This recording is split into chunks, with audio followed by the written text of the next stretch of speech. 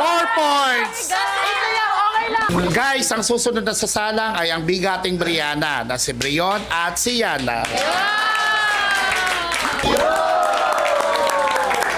Okay, Brianna, ready na kayo? Yes, yes, yes. Para medyo exciting ang labanan. Nasimulan ko kayo na walang premyo. Magbibigay ako ng 10,000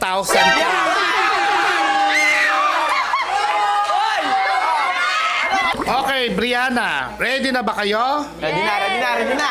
Unang tanong, alin ang unang konstitusyon ng Pilipinas na ganap na ipinatupad? A. Saligang batas ng Biak na Bato. B.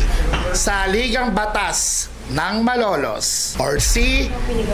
Saligang batas ng 1935. In 3, 2, 1, go! Ang tamang sagot ay saligang batas ng Malolos. Letter B.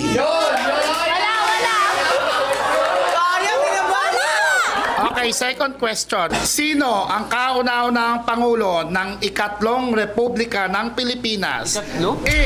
Manuel Rojas. B. Sergio Osmeña. Or C. Elpidio Quirino. In 3, 2, 1, go! Ang tamang sagot ay si Manuel Rojas.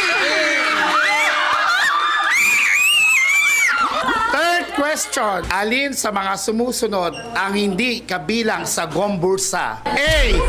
Padre Gomez. B. Padre Burgos. C. Padre Salcedo. In 3, 2, 1, go! C.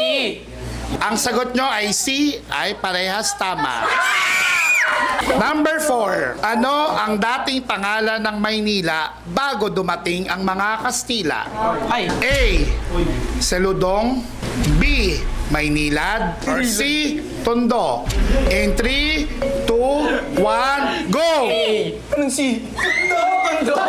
Tondo, Maynila. Ang tamang sagot ay B. Maynilad. Nasa kanta yun, Maynila.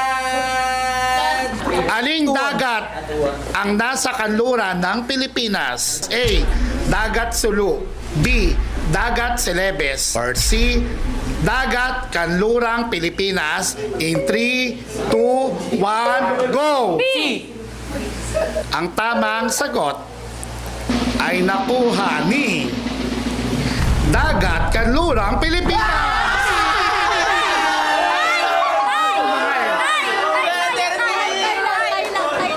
Dahil parehas ng score ang Brianna, paghatian ninyo ang 10,000 pesos. At guys,